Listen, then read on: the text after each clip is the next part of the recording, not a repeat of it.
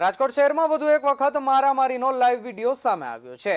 રાજકોટ શહેરના ગોંડલ ચોકડી ખાતે કેટલાક વ્યક્તિઓ જાહેર મારામારી કરી રહ્યા હોય તે પ્રકારના સીસીટીવી ફૂટેજ સામે આવ્યા છે। સીસીટીવીમાં સ્પષ્ટપણે જોઈ શકાય છે કે કઈ રીતે એકઠા થયેલા લોકો કઈ રીતે છૂટા હાથથી મારામારી કરી રહ્યા છે। તો સાથે જ એક વ્યક્તિ દ્વારા પાઇપ વડે અન્ય વ્યક્તિને મારવામાં આવતો હોવાનું પણ સીસીટીવીમાં કેદ થવા પામ્યું છે। વાયરલ થયેલા સીસીટીવી ફૂટેજને લઈ સ્થાનિક પોલીસ તંત્ર દ્વારા તપાસ હાથ ધરવામાં આવી છે। ત્યારે કયા કારણોસર મારામારીની ઘટના બની હતી તે અંગે પોલીસ તપાસ બાદ જ સામે આવશે। BS19 ન્યૂઝ સાથે સાહિલ સપા સાથે મિત ભાયણી, રાજકોટ। રાજકોટના 150 ફૂટ રિંગ રોડ પર આવેલા બાલાજી હોલ પાસે બિનવારસુ પુરુષની લાશ મળી હોવાની ઘટના સામે આવી છે। સમગ્ર મામલાની જાણ માલવ્યાનગર પોલીસને થતા તાત્કાલિક અસરથી માલવ્યાનગર પોલીસ ઘટના સ્થળ પર પહોંચી હતી। ઘટના સ્થળ પર પહોંચેલી માલવ્યા પોલીસ દ્વારા આસપાસના સીસીટીવી ફૂટેજ પણ મેળવવામાં આવ્યા છે। સમગ્ર મામલે ઘટના સ્થળ પર પહોંચેલી પોલીસે જરૂરી પંચનામાની કાર્યવાહી પૂર્ણ કર્યા બાદ લાશને પોસ્ટમોર્ટમ અર્થે પીએમ રૂમ ખાતે ખસેડવામાં આવી છે।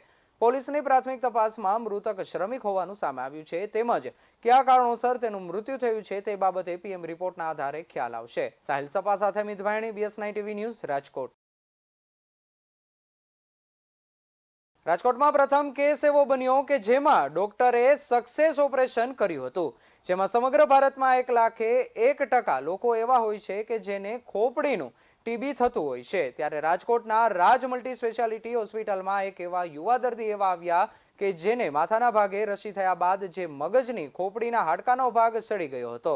માણસને જ્યારે માથાના ભાગે સોજો દેખાતો હોય કે કોઈ નાનો દુખાવો જણાતો હોય તો આવા કેસમાં તેને હલકામાં ન લેવું, કેમ કે એવી નાની બીમારી પણ માણસનો જીવ લઈ શકે છે। હાલના સમયમાં ડોક્ટરોની પ્રસિદ્ધિ એટલી છે કે આવા દર્દીઓને બચાવવા સરળ બની જાય છે। જાણીએ ઘટના વિશે ડોક્ટર પાસેથી। હા, એ સાચી વાત છે। આપણી પાસે એક બહુ યંગ છોકરો ભાઈ આવ્યા હતા, લગભગ ઉંમર 20-21 વર્ષની છે એમની, અને એમને માથાના ભાગમાં એને સ્વેલિંગ એટલે કે થોડું એને સોજા જેવું લાગતું હતું। એટલે એની માટે થઈને આપણે એની આગળ ઇન્વેસ્ટિગેશન કરાવ્યા અને એને માથામાં સખત દુખાવો થતો હતો, લગભગ અઠવાડિયા 10 દિવસથી, અને સોજો જણાતો હતો અને અડવાથી દુખાવો એમને વધતો હતો। એટલે એને આપણે સીટી સ્કેન કરાવ્યું અને સીટી સ્કેનમાં એવું આવ્યું કે ખોપડીનું હાડકું છે એમાં સોજો છે અને એમાંથી મગજની ઉપર થોડું દબાણ છે। એટલે એના માટે થઈને પછી આપણે આગળ ઇન્વેસ્ટિગેશન કરાવ્યા, MRI કરાવ્યું, અને MRIમાં એવું જાણવા મળ્યું કે જે ડાબી બાજુનું જે ખોપડીનું હાડકું છે એમાં કાણું પડી ગયું છે અને એના નીચેના ભાગમાં કદાચ રસી છે કે પછી ગાંઠ છે, એવું 2 વસ્તુમાં લખવામાં આવી હતી। અને આવા કેસમાં પછી આપણે એની માટે એમને ઓપરેશન સજેસ્ટ કર્યું, કારણ કે આપણને એમાં ખ્યાલ નથી કે આગળ શું હોય। એનું ઓપરેશન કરીને આપણે જે કર્યું એમાં ઓપરેશન દરમિયાન એવું જાણવા મળ્યું કે ખોપડીનું હાડકું સડેલું હતું અને એના નીચેના ભાગમાં રસી હતા, અને એ આખું જ આપણે હાડકું કાઢી નાખ્યું, નીચેના રસીના જે ભાગ છે એ બધું આપણે એને સાફ કરીને વ્યવસ્થિત ક્લીન કર્યું। અને એ તપાસમાં મોકલતા એવું જાણવા મળ્યું કે આ જે ઇન્ફેક્શન છે એ ટીબીનું ઇન્ફેક્શન છે મગજ ખોપડીમાં, અને આવા કેસ છે એ લગભગ 1%માં જોવા મળતા હોય છે। આ બધા ટીબીના આપણે કેસ લઈએ તો છાતીમાં ટીબી થતું હોય, પેટમાં થતું હોય, શરીરમાં બધા અંગમાં થાય, ઇવન મગજમાં થાય, પણ ખોપડીના હાડકામાં ટીબી થવો એ ભાગ્યે જોવા મળતું હોય છે। અને આ એક રેર કેસ એવો જે છે એ લગભગ મેં છેલ્લા 7 વર્ષના 8 વર્ષના મારા એક્સપિરિયન્સમાં આવો પહેલો કેસ મેં જોયો કે ખોપડીના ભાગમાં ટીબીની અસર થવી અને એના લીધે આવો પ્રોબ્લેમ થવો। સૌપ્રથમ તો દર્દી આવા વખતમાં જે રીતના થતું હોય કે કોઈ દર્દીને મતલબ કે આ રીતની બીમારી થાય તો તેને ધ્યાન કઈ રીતના રાખવી જોઈએ અને જેથી કરીને આપનો કોન્ટેક્ટ કઈ રીતના કરી શકે? હવે સમાજમાં બધાએ સમજવાની જરૂર છે કે માથાના ભાગમાં કે એવી સોજો આવે કે દુખાવો થાય તો એને આપણે લાઇટલી એટલે કે એને અવોઇડ ન કરવું જોઈએ, અને એને સિરિયસલી આપણે વિચારવું જોઈએ કે આ શું કામ થયું, અને તાત્કાલિક ન્યુરોસર્જનને બતાડવું જોઈએ કે આ મગજના ભાગમાં મને સોજો આવ્યો છે કે દુખાવો થાય છે, તેનું ડૉક્ટર ચોક્કસપણે જોઈને નિદાન કરે કે ગાંઠ છે એ સાદી ગાંઠ છે કે બીજી કોઈ તકલીફવાળી ગાંઠ છે। તો કદાચ આમાં જો માથું મારી રાખીએ તો ઘણીવાર ભાઈ તો સારું કહેવાય કે તાત્કાલિક આવી ગયા એટલે તાત્કાલિક એને બધી સારવાર થઈ ગઈ, પણ ઘણીવાર જો એવું લાગે કે આમાં કંઈ પ્રોબ્લેમ નથી તો ઘણીવાર બહુ વધી જાય અને વધારે કોમ્પ્લિકેશન થઈ જાય। એટલે કોઈ બી મગજમાં સોજો હોય, મગજના ખોપડીના ભાગમાં એવું લાગે દુખાવો થાય છે તો તાત્કાલિકપણે દેખાડવું જોઈએ। અને આપણી હોસ્પિટલ છે છેલ્લા 30 વર્ષથી મગજ અને મણકાના દર્દીઓ માટે સારવાર આપે છે, સેવા આપે છે. માનવીય ચોક પાસે ડૉક્ટર યાજ્ઞિક રોડ ઉપર રાજ સુપર સ્પેશિયાલિટી હોસ્પિટલ, અહીંયા આપણે કાર્યરત છીએ છેલ્લા 30 વર્ષથી.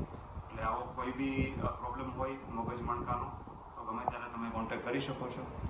ખાસ કરીને આ જે રીતનો કેસ હતો તે આપે પ્રથમવાર હેન્ડલ કર્યો છે અને ત્વરિતપણે દર્દીને પણ જે રિકવરી આવી છે આપને અંદરથી કેવી ખુશી થાય છે? મને અત્યંત જ ખુશી થાય છે. અમારા કોઈ સાહિલ સપા સાથે Amit Bhani, BS9 TV news, Rajkot.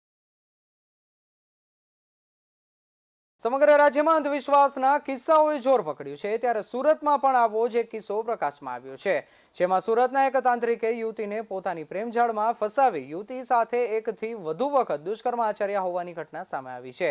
જે પગલે કતારગામ પોલીસ મથકે ફરિયાદ નોંધાવા પામી હતી. ફરિયાદના આધારે પોલીસે કીર્તિ ભુવાજી નામના તાંત્રિકની ધરપકડ કરી હતી. પોલીસ પાસેથી મળતી માહિતી મુજબ ઇન્સ્ટાગ્રામના માધ્યમથી બંને એકબીજાના પરિચયમાં આવ્યા હતા. BS9 TV સાથે પરેશ રાઠોડ, સુરત. ચૂંટણીને લઈને ખેડબ્રહ્મા બોર્ડર પર પોલીસ દ્વારા વાહનોની તપાસ શરૂ કરાઈ હતી. લોકસભાની ચૂંટણીને લઈને રાજસ્થાન બોર્ડરની જોડતી ચોકીઓ પર ડીવાયએસપીએ મુલાકાત લઈ વાહનોનું ચેકિંગ કરાવ્યું હતું. લોકસભા ચૂંટણીને લઈને ઈડર ડીવાયએસપી સ્મિત ગોહિલે ખેડવા બોર્ડર પર મુલાકાત લીધી હતી અને વાહનોનું ચેકિંગ કર્યું હતું. ડીવાયએસપીના જણાવ્યા અનુસાર બોર્ડર પર હથિયાર, માદક દ્રવ્યો, અનધિકૃત રકમની હેરાફેરી ન થાય તે માટે સઘન ચેકિંગ કરાશે તથા આવનાર સમયમાં ગુજરાત અને રાજસ્થાનની સંયુક્ત ચેકપોસ્ટ શરૂ કરાશે. તેમની સાથે Khedbrahma PSI AV Joshi, CISF PI Rajasthan, Kotda DYSP Rajendrasinh હાજર રહ્યા હતા. BS9 TV ન્યૂઝ સાથે કિરણ ડાભી, ખેડબ્રહ્મા. રાજ્યકક્ષાના PWDના ઓબ્ઝર્વર KN શાહ તાપી જિલ્લાની મુલાકાતે આવ્યા હતા. મતદાન મથકોની મુલાકાત લઈને આવશ્યક સુવિધાઓનું જાત નિરીક્ષણ કરી કેટલાક જરૂરી સૂચનો પણ કર્યા હતા. લોકસભા સામાન્ય ચૂંટણી 2024 સંદર્ભે ભારતના ચૂંટણી પંચના માર્ગદર્શન અને મુખ્ય નિર્વાચન અધિકારીના નેતૃત્વમાં રાજ્યભરમાં ચૂંટણી તંત્રએ પૂરજોશમાં કામગીરીનો શુભારંભ કર્યો છે. ત્યારે મુખ્ય નિર્વાચન અધિકારીની કચેરી દ્વારા નિયુક્ત રાજ્યકક્ષાના PWD observer KN Shah Tapi જિલ્લાની મુલાકાતે પધાર્યા હતા. PWDના ઓબ્ઝર્વર શાહે જિલ્લાના દિવ્યાંગજનો અને વરિષ્ઠ મતદારો માટે જિલ્લાના તમામ મતદાન મથકોએ ઊભી કરવામાં આવેલી આવશ્યક સુવિધાઓનું નિરીક્ષણ કરીને ચૂંટણી સાથે સંકળાયેલા સેવાકર્મીઓને કેટલાક જરૂરી સૂચનો કર્યા હતા. શાહે 171 વ્યારા અને 172 નિઝર મત વિસ્તારના કુલ 10 મતદાન મથકોની મુલાકાત લઈ જિલ્લા ચૂંટણી અધિકારી વિપિન ગર્ગ અને ચૂંટણી સાથે સંકળાયેલા જિલ્લાના અધિકારીઓ સાથે બેઠક કરી જરૂરી સૂચનો આપી માર્ગદર્શન પૂરું પાડ્યું હતું. BS9 TV ન્યૂઝ સાથે સમીર શાહ, વ્યારા. હોળીના પર્વને લઈ સુરત રેલવે સ્ટેશન પર ભીડ જોવા મળી હતી. શહેરમાં વસતા પરપ્રાંતીય લોકો હોળીના પર્વ નિમિત્તે પોતાના વતન જવા માટે તાપ્તી ગંગા ટ્રેન માટે લાઈનો જોવા મળી હતી. બપોરે 4 વાગ્યાથી લોકો લાઈનમાં ઊભા છે, ત્યારે યુપી, બિહાર જેવા અનેક રાજ્યોના હજારો લોકો ટ્રેનમાં પોતાના વતન જશે, ત્યારે રેલવે સ્ટેશન પર પોલીસનો ચાંપતો બંદોબસ્ત જોવા મળ્યો હતો. હવે જાણીએ યાત્રિકો પાસેથી તેઓ શું કહેવા માંગે છે. हम लोग गुजरात आकर के मजदूरी करते हैं और ट्रेन में जाने में बहुत कष्ट होता है. 24 घंटा लाइन में रहते हैं, उसके बाद भी सीट नहीं मिलता है. काफ़ी परेशानी होती है. इसलिए मोदी जी से, प्रधानमंत्री जी से निवेदन है. BS9 TV ન્યૂઝ સાથે પરેશ રાઠોડ, સુરત.